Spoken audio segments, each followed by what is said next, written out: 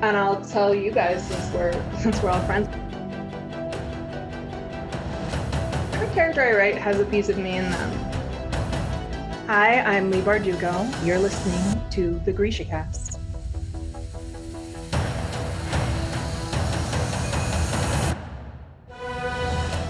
Welcome to GrishaCast, episode 93.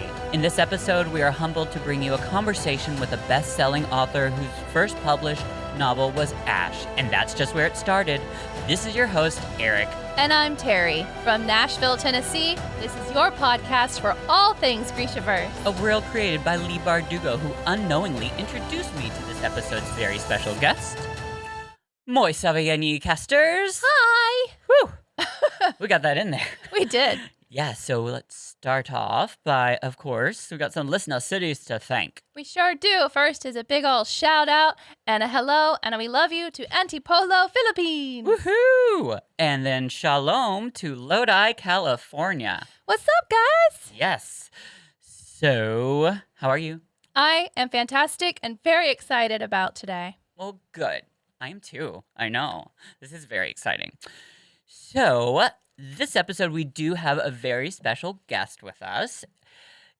Our guest is the best-selling author of the National Book Award finalist Last Night at the Telegraph Club, which was named by Oprah Magazine as one of the 50 best LGBTQ books that will heat up the literary landscape in 2021. Her debut novel, Ash, a retelling of Cinderella, was a finalist for the William C. Morris YA Debut Award, the Andre Norton Award for YA Science Fiction and Fantasy, and the Mythopoeic Fantasy Award. She has been a 3-time finalist for the Lambda Literary Award, and this is just the short version of this bio. We are honored to introduce you to our very special guest, Malinda Lo. Hi. Hi. Hi. Welcome. Thank you so much for having me. Thank you for being here with us. Yes, and sorry for my little slip-ups in your bio. Don't worry about it. No one can pronounce that one award. I don't even know how to pronounce it. So I shouldn't put it in there, but it's because it confuses everyone. Mythopoeic, right? Maybe that's it. It might be. I think it's Mythopoeic. I stumble over any words all the time on this podcast. Seriously, if you ever have the time and you want to go back, I really seriously stumble over anything. So, anyways, we are so honored and glad that you decided to do this with us. We're so excited to introduce you to our audience. And so to start off, we are GrishaCast. So, oh yeah, what are you familiar with in regards to the Grishaverse and Lee Bardugo? Well, I'm familiar with Lee as an absolutely wonderful person who has been an incredible supporter of my book, Ash, and is just fabulous in general, obviously. I have watched Shadow and Bone on Netflix. Obviously, I watched it all. My wife and I watched it in a week. It was we were very sad when it was over, and I'm so happy there will be a season 2. And also, I have read Lee's other books. I've read Ninth House and her Wonder Woman novel, which they were both so fun. I love them. That's awesome. I haven't read Wonder Woman, but Ninth House I have, which is incredible.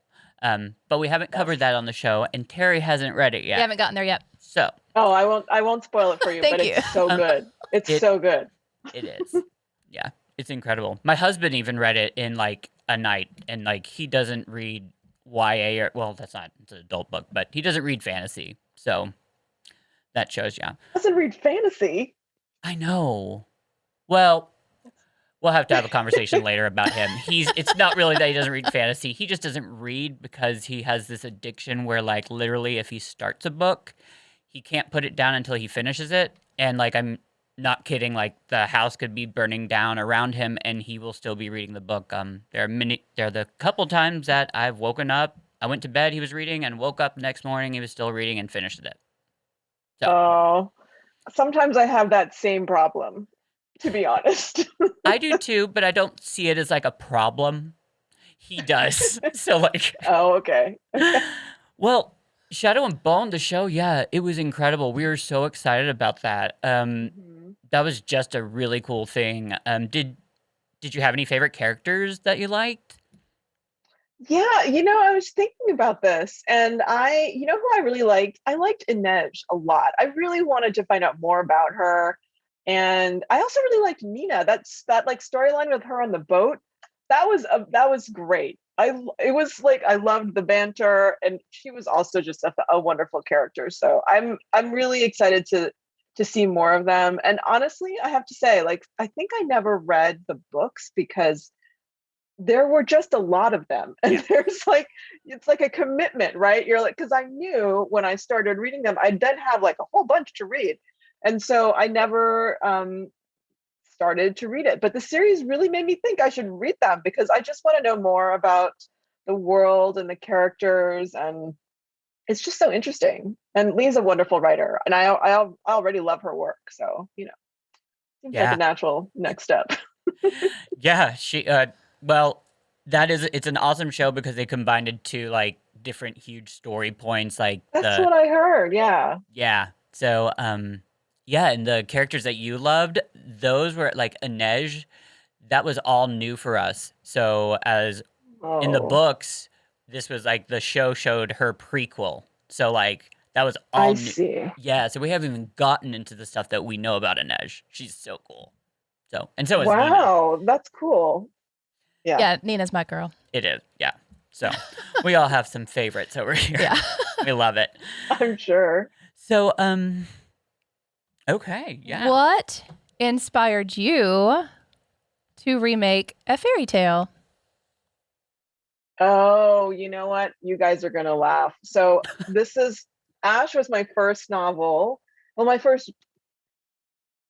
was my first novel that I wrote as an adult. And I thought, I'll just retell a fairy tale because then I know what happens. So I won't get stuck, right? I know the story. And that was the most hilarious moment of writer's ignorance I've ever experienced because I did not know what was going to happen. Like, the fairy tale Cinderella, and Cinderella was really my favorite fairy tale growing up. So I just really wanted to write the book I wanted to read. And I thought I knew the story.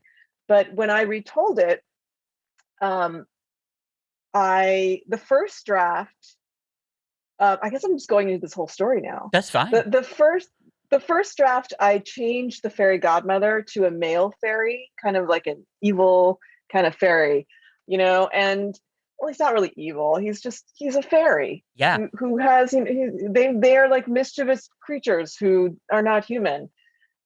So I thought that was my change, and Cinderella still fell in love with the prince and they got together at the end, and that was that. And then I sent that draft to a good friend of mine to read, and she read it. She sent me these comments back, and she was like, Ash, the main character's name was Ash. She was like, Ash doesn't really have very much chemistry with the prince. She really seems to like this other character. And the other character was a woman. And I was just stunned because I was like, are you serious? So I didn't realize I had written in this like lesbian subtext. So I had to reread it. And my friend was totally right. So I had to then decide, am I going to make this a lesbian Cinderella? Because I had never heard of that before. Like, I had never read a book like that before. This was back in like 2005, 2006. But the more I thought about it, Ash really did like this other character who was a woman. Like, I had totally written that into the book and I did not realize what I was doing.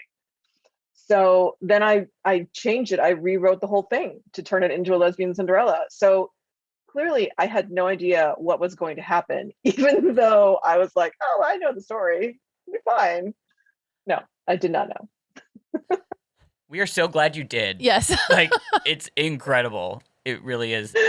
I love reading like retelling of fairy tales. Like, that is one of my favorite things. Sleeping Beauty's my personal favorite fairy tale. Oh, yeah, that's a good one too.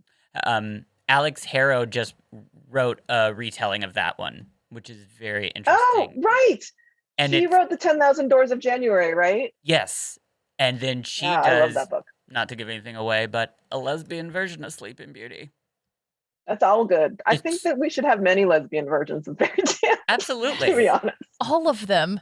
Oh, That's good too. All of them is fine.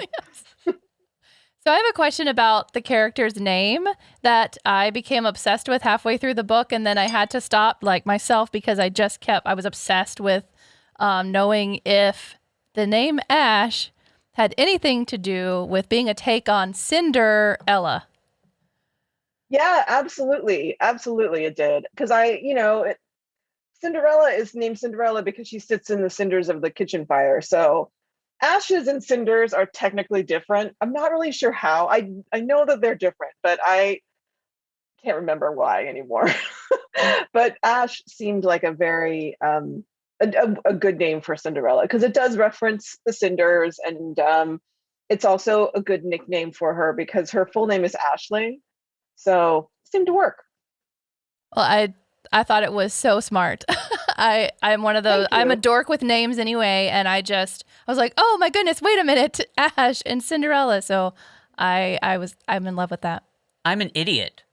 I had no clue until you just started saying that. I was like, oh my God, how did I miss that? Like, I read the book and gave it to her. Like, I mean, I can't believe I totally missed that. Yep.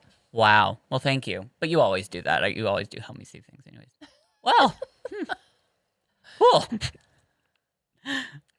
Okay, so another thing that I've noticed. So I've read Ash. I have not finished Huntress. I love it, but like I haven't finished it.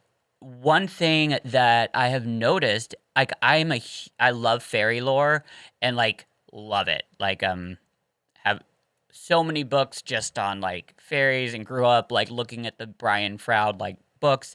I've noticed that like you really actually do know your fairy lore stuff. Um just because it surprised me a lot of people don't. Like Hmm. just some of the references you have are like right on. So I was just wondering, like, I mean, do you love fairy lore as well, or did you just kind of like look some of that? Like, you did just an incredible job with some of the parts of it. Like, it's great. Thank you.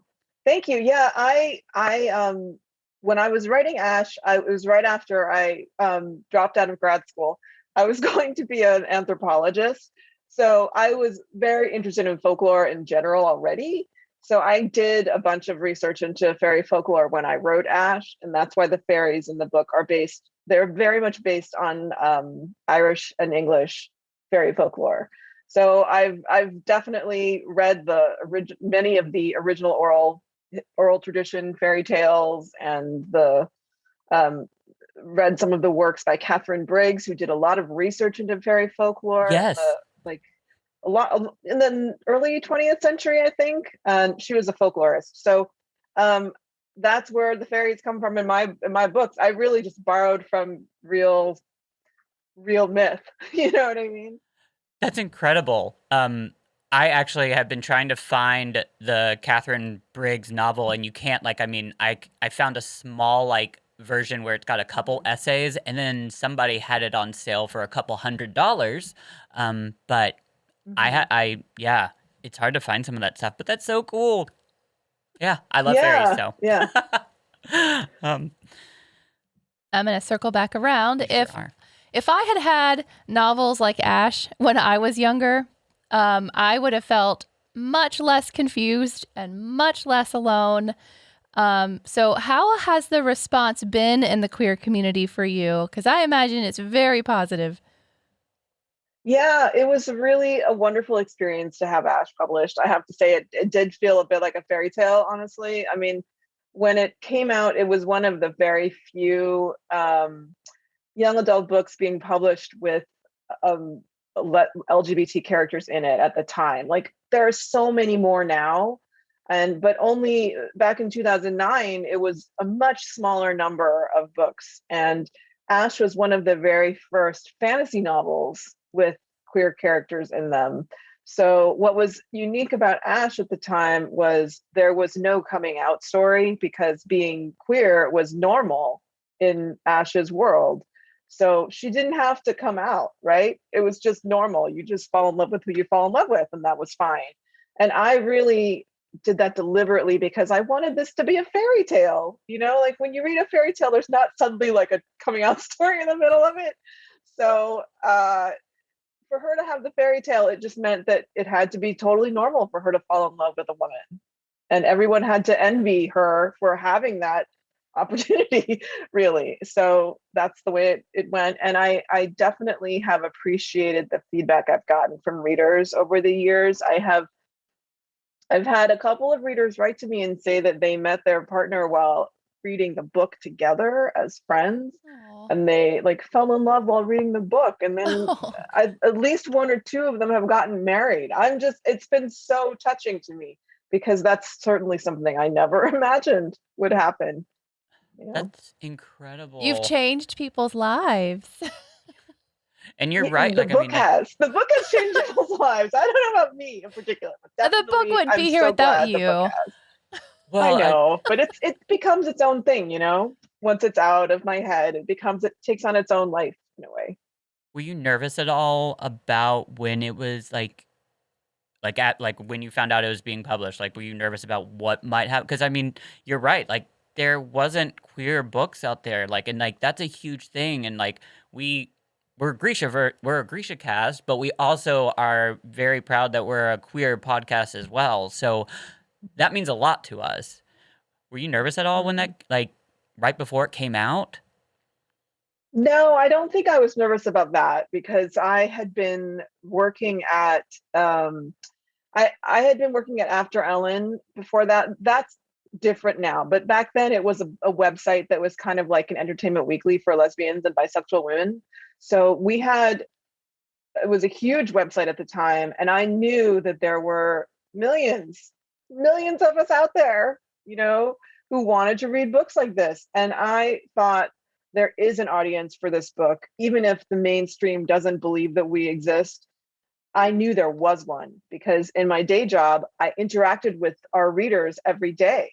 And, so that gave me a lot of confidence, I think, to put the book to get the book out there. And I wasn't really nervous about any sort of homophobic pushback or anything. It's weird. I didn't get any either. I never did. I think maybe one library considered removing it from the YA section, but I don't know that they succeeded in that.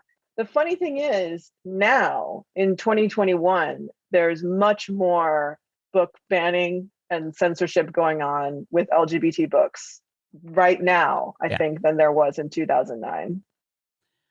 Yeah. Well, we're all out there now, and we're now trying to like make ourselves like it is known more. And yeah. Wow. Well, thank you for, breaking through that glass, and like you definitely helped like that. And like, I think it's incredible. So thank you for having the courage to do that. Oh, thank you. And speaking of After Ellen, I read that you did actually cover like gay issues a lot. What sort of issues did you write about during that time? Well, After Ellen was an entertainment website, so I was a TV critic in a way. Like I didn't really know, that was not something I ever thought I would do, but I joined the Television Critics Association, and I went to LA to do these press tours where we would tour the sets of various TV shows and interview the producers and actors and stuff. It was a really strange and exciting job. I was writing for After Ellen and during the original L Word on Showtime. So I did a lot of writing about the L Word. I got so tired of that show. It was a big deal at the time. It was huge because there really wasn't much TV about lesbians. There still isn't, but there's so much more now than there was back then. It's kind of incredible how it has grown, even though there can always be more. I feel like there could always be more. Agreed. Yes. And going back to being an anthropology student and a world builder yourself, what other make-believe worlds do you love or want to visit kind of outside the fairy tale world? Like, other fandoms or anything like that? You know, this is so funny because one of my favorite authors is Holly Black, who writes Oh my God. so many amazing fantasy novels about fairies, right? But I do not want to visit the Holly Black fairy world. I do not want to visit those worlds. It's They dangerous are there. deadly worlds of danger. Yes, I do. I don't want to visit them. That's not the first time that's come up. Lee said we'd travel there together, by the way.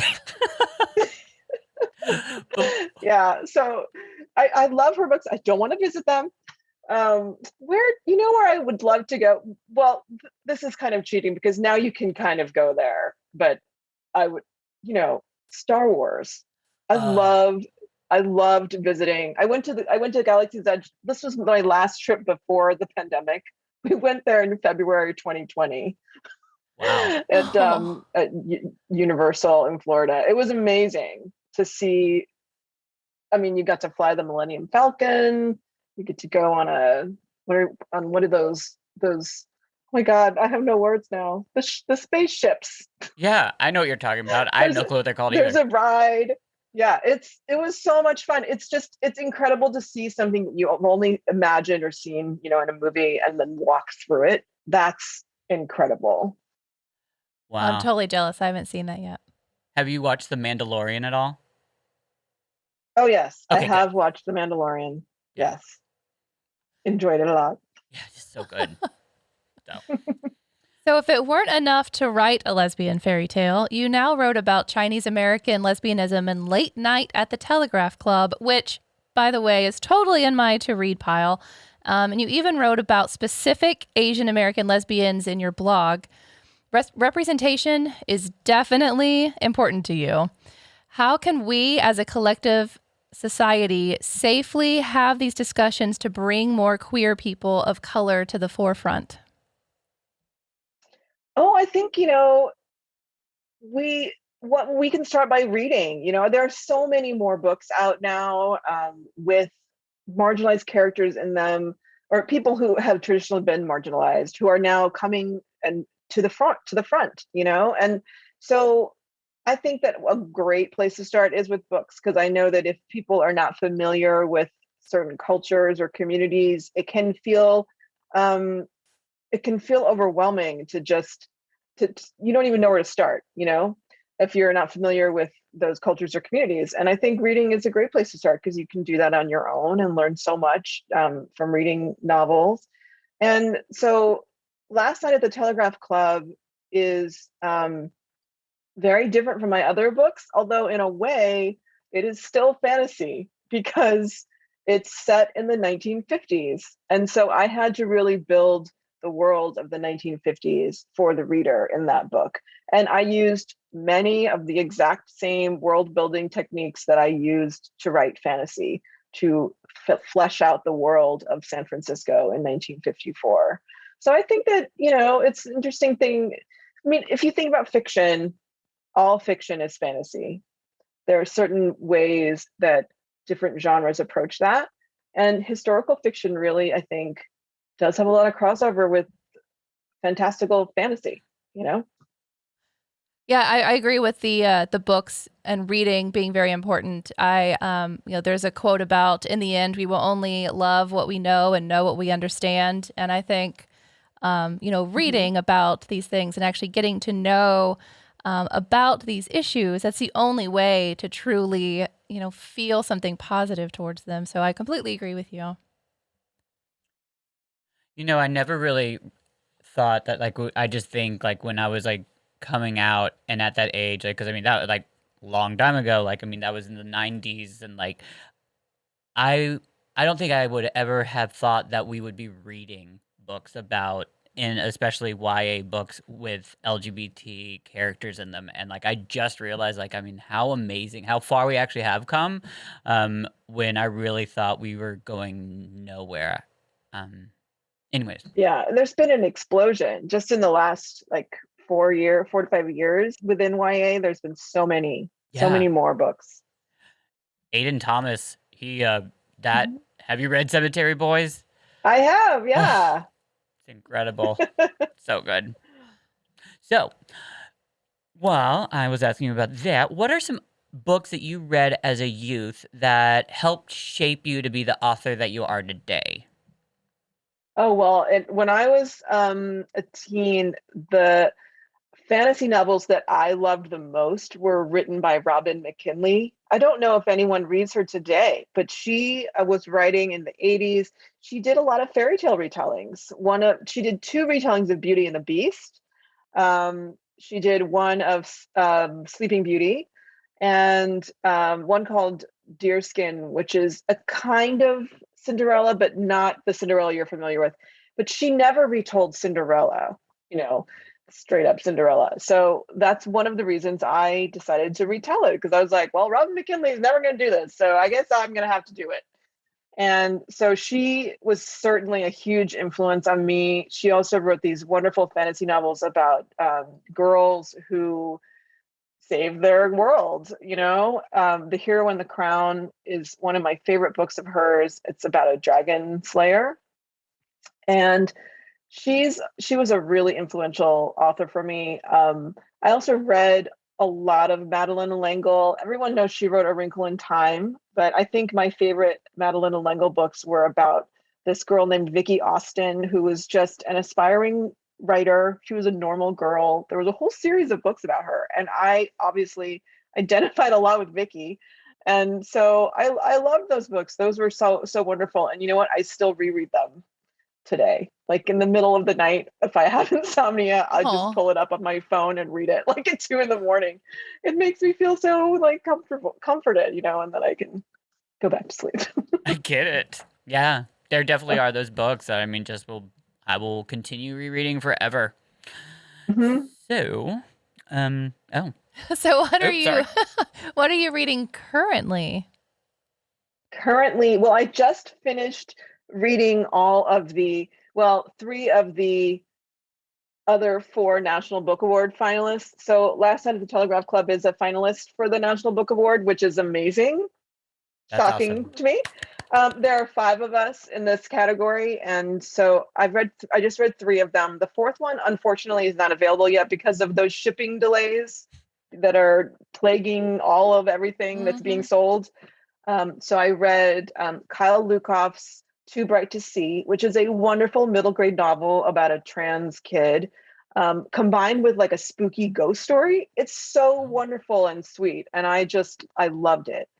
And I read Amber McBride's novel in verse called Me Moth, which is beautiful and evocative and has a stunning ending that I will not spoil. And I also, what was the other one? Oh my gosh, that was the first one. Oh, The Legend of Auntie Po by Xing Yin Kaur, which is a graphic novel about a queer Chinese American girl in the 1800s who works at a logging camp.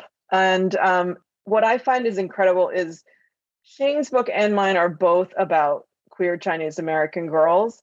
And I think that until this year, there have probably been no books about queer Chinese American girls published in YA. And then this year, there are 2. And we're both National Book Award finalists, which is amazing. It's a beautiful book. If you like graphic novels, it's a really wonderful piece of art to look at too. That's incredible. That's awesome. Yeah, that sounds really interesting. Yeah, I'm gonna have to look at that. They're fun. So, we're done with all the serious questions. If those are serious, if that's what you want to say it. So, we've reached this fun little part that they're just random get to know you questions that I found that I think would be fun for us all to answer. So, we're just going to kind of play a game here. Like a slumber party. Exactly. Awesome. Okay. So, and I did not come up with any of these. I've tried not to read them all. Like, there's only a couple. Okay. What activity kept you sane while the world was in lockdown? Reading? For me. Driving around. You drove? Yes. Oh, goodness. Got in the car and drove around. How about you, Malinda? I have to say it was reading as well. Reading mystery novels. Ooh. Just constant murder happening in my imagination. Yeah, because we kind of wanted to do that to the world. Yeah, there was that. If you could invent a new dish, what ingredients would it have? Okay, so mine would have cheese, melted cheese. I love cheese. And see, now I'm getting off onto like, oh, well, that'd be like my entree. And then I want to think Oh, about boy. dessert, but I'm not going to do that to you guys. Ingredients. Yeah. Cheese and some nice spices. It's got to be melted cheese. Yeah, melted cheese. There you go. Cheese and spices all melted like the top of a pizza, but without the crust. All I can think of is like tacos. Like all I want is like, a whole bunch of cilantro and salsa and sour cream. So, Tacos. yeah, tacos. Yum. All I can think about is ice cream, and I don't really know what I would put that in. I just kind of just want to eat it. What's your favorite type of ice cream? Oh, I have so many different flavors that I love. I love ice cream. Salted caramel, always a favorite of mine. I also really enjoy good coffee ice cream. Yeah. Our producer's I probably should put about those to together. like pass out. Yeah, the producer is wooing back there. And I like what is good? I tried this over the summer. Coffee ice cream sprinkled with bacon. interesting. I know. It sounds weird, but Chris it's is good. losing his mind. I know, and I can't hear what he's saying, but I just hear noises in the other room. You've now made him recommend it. hungry. Yeah. Well, okay. So, if you could completely get rid of 1 month out of the year, which month would it be and why? Crap, I put myself first too. Okay. I hate ooh. Is it August or September that's the hottest here? August. Okay. Oh, but there's some really important things in August. Okay, well, I'd get rid of August and move my important things over to, the winter, because that's what I like. And, yeah, I'm moving it because I absolutely despise sweating and heat, and I live in Nashville, Tennessee. So, it's a problem. I'm going to say January because December is so fun and then all the lights go away and then January is just dark and cold and stupid. It's sad. Yeah, it's really sad. I don't like it. See, I thought about January, but I have settled on March because in Massachusetts, by the time you get to March, it's like winter is not over yet and spring has not started, and it's just like you're so tired of the winter. Like just skip to April. That would be better. So Is it I would like get rid of March. Is it like New York there where it's like it's the weird where everything is just kind of like slushy and weird? And brown. It's definitely brown. Yeah. It's not so. It depends on how cold it is, whether it's slushy or not, because it could just be like brown piles of ice, Mm-hmm. which is not fun. So Yeah, it's not cute.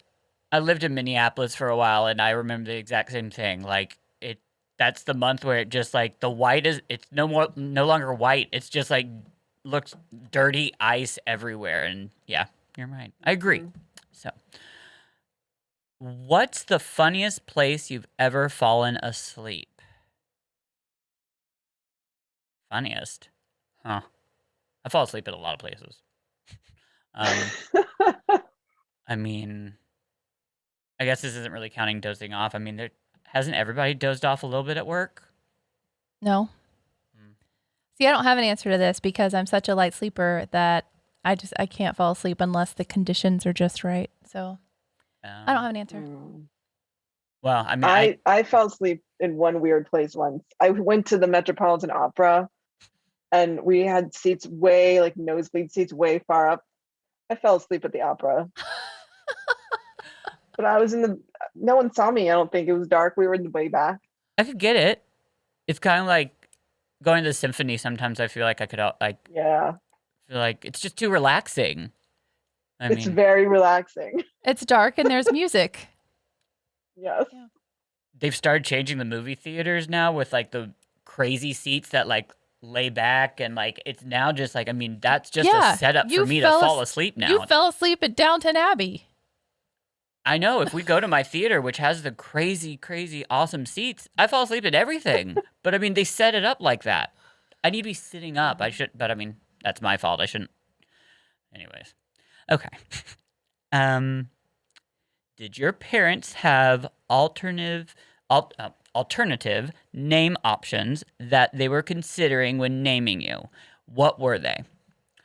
Yes, it's embarrassing. So I'm Eric, but up until like I guess almost the last hour before I was born, my mother had been convinced she was going to name me Elvis. Thank God my father stepped in and said, "No, you're not doing that to our son." So Oh, you'd be super gay boy with the name of Elvis. Elvis would be horrible. It would have been You would have interesting. grown into it. Yeah. People grow into their names. Yes. Yeah, but I would have think. been Elvis Ginsburg. That doesn't really flow. It would have been all right. Well, Memorable. true. Yes. So my parents were huge fans of whatever that big southern, I can't think. Gone with the Wind. Wow, my brain just went floop. So I was almost named Tara after a freaking house. And then my mom's side of the family, last name is Perry. And so they kind of went back and forth of like Tara, Perry, Tara, Perry. So they like mixed the two and named me Terry, but they gave me the man spelling of it. So when you're talking about growing into your name, I think that had a lot to do with my personality because I was called Mr. all the time. And now that I'm this age, I'm like, yes, please call me Mr. I thought you were going to say Scarlet when you're talking about Gone with the Wind. I would have much preferred to be called Scarlet. Sometimes I wish I had a more poetic name instead of a very like manly name. But now again, like I'm older, I'm like, yeah, dang right. Perry. Yeah. Well, I was born in China, and I don't think my parents had a different name for me because Chinese names are very unique. So I had a Chinese name, but then we came to America. I was like 3.5 years old, and no one could pronounce that name. So when I went to first grade, I chose an English name, Malinda. And I will tell you that I picked my own name, Wow. Malinda, and I almost named myself Mary Ann. Oh. Thank God I did not name myself Mary Ann. I think it's because I was obsessed with Gilligan's Island at the time. And luckily, I think my mother told me that my grandmother convinced me that Malinda would be better. Wow. That's cool to be able to pick it. Yeah. Yeah. That's awesome. We adopted our son this past year, and when we were talking about the name, like his last name, what he wanted to do, like, I mean, we were like, here's your options, because I mean, my husband and I both still have our same last name, so I mean, we didn't, and I'm just saying this because it was really funny. We gave him the options, and then I walk into the living room, and he's asking Echo, like, what is the Japanese saying for wind? And I was like, what are you doing? And he's like, the name. I was like, no, no, no, no, no, no, no. Not like anything. Like, you have to pick one of these. So, anyways. He was going to appropriate his name. Yeah, totally. If your hometown was a food, what food would it be? Okay. Okay, wait. Hometown, so not where I live now. Okay, Bellevue, Nashville. Yeah, we grew up really close to We did. We grew up like, I mean, I was in one subdivision, she was next door. But we didn't hang out then. Yeah. But it's Nashville, so it'd have to be like, you know, country fried chicken. Yeah. Grits. Grits. Cheese grits. Or like biscuits. Yeah. But I grew up in a Loveless Cafe was right there, so it has to be biscuits. Yeah. But I grew up in a Jewish household, so we had like lots of like weird Jewish food. But that Jewish isn't a hometown. I know. You know my mind. It spawns off into that. Okay. So yeah. I grew up in a coal mining town in Colorado called Louisville, and it was founded by Italian coal miners. So I think the food would have to be spaghetti and meatballs because there were all these Italian restaurants and in the town and a lot of spaghetti and meatballs. Is that something you steer clear of now?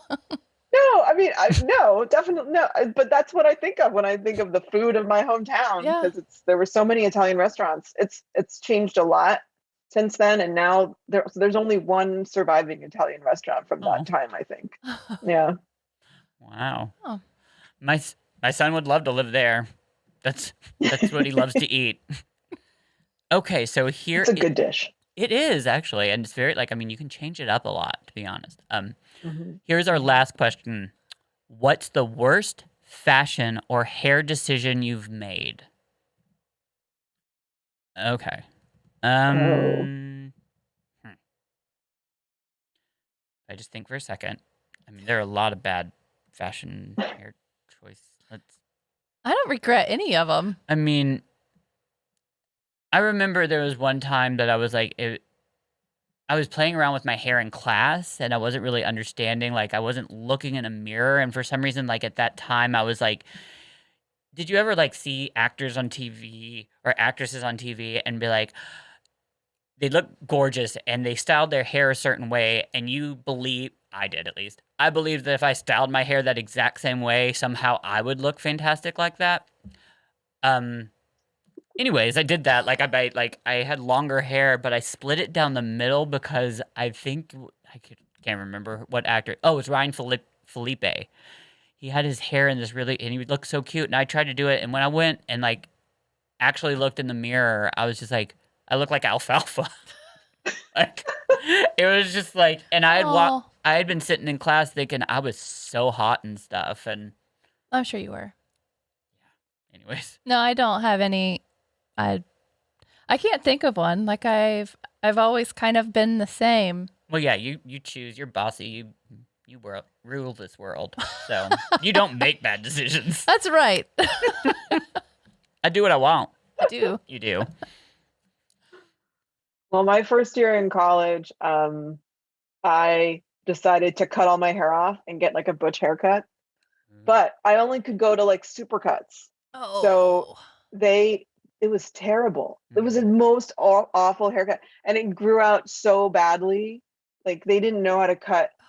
Like most hairstylists do not know how to cut women's hair short, No. Mm-mm. and so that was bad enough.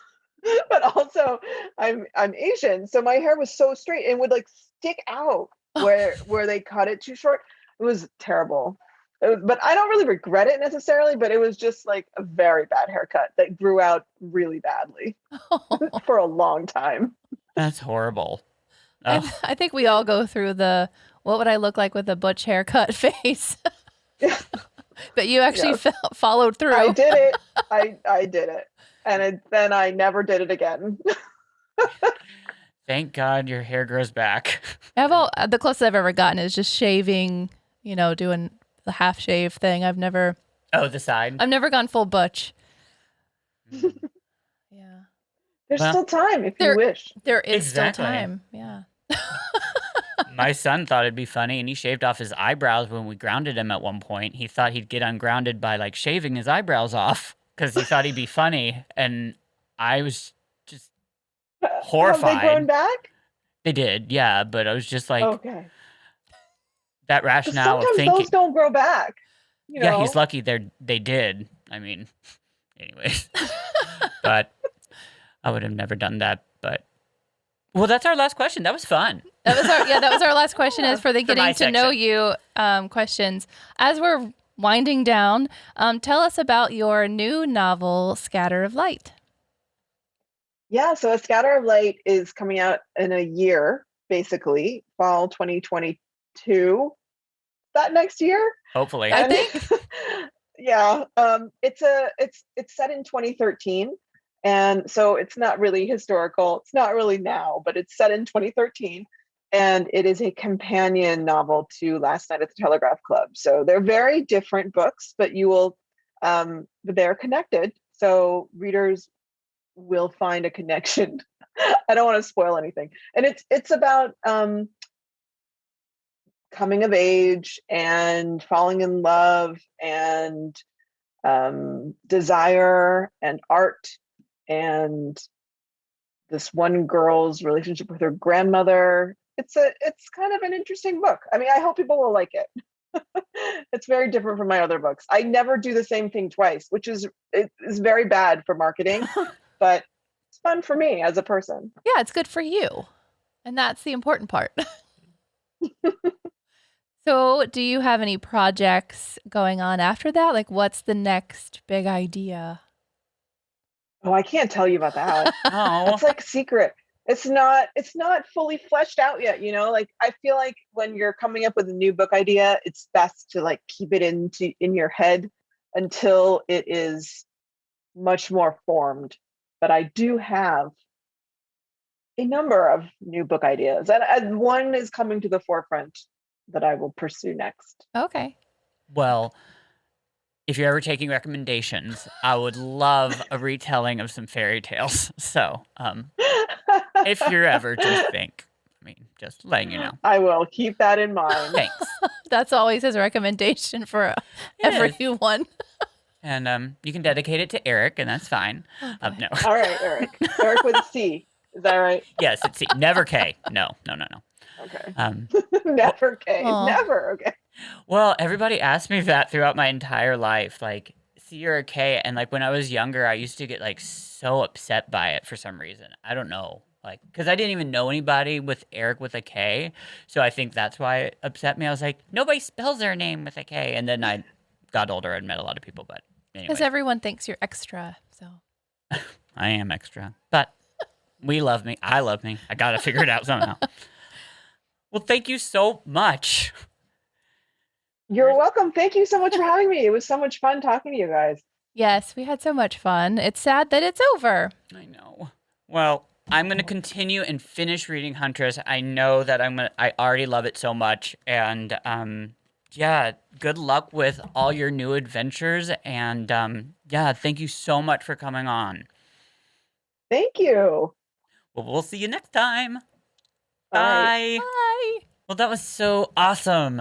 Yes, that was so fun. She was so cool. That was some really good stuff. I was so excited to find out all that information. So, all you out there, if you are interested in finding out more about Malinda Lo or like finding her on socials, she is at Malinda Lo on all social media platforms. We definitely recommend her books. Ash is a great one to start off with. And yeah, so anyways, that's the end of our show. Next week, we are finally coming back to reading. So, what book are we doing? Yep, that's right. Just making sure you remember. Rule of Wolves. Okay, so we will be covering chapters 29 through 31 next week of Rule of Wolves. Okay, we'll see you guys later. Bye! Long live the Grishaverse! Like we're at the end of the hour, so my voice is a little husky. A+. No mourners. No funerals.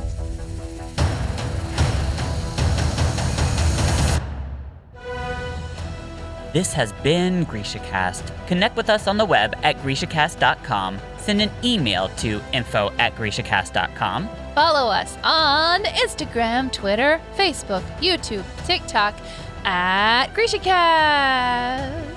And thank you so much for our staff, Chris, Alex, Sid, and Michelle.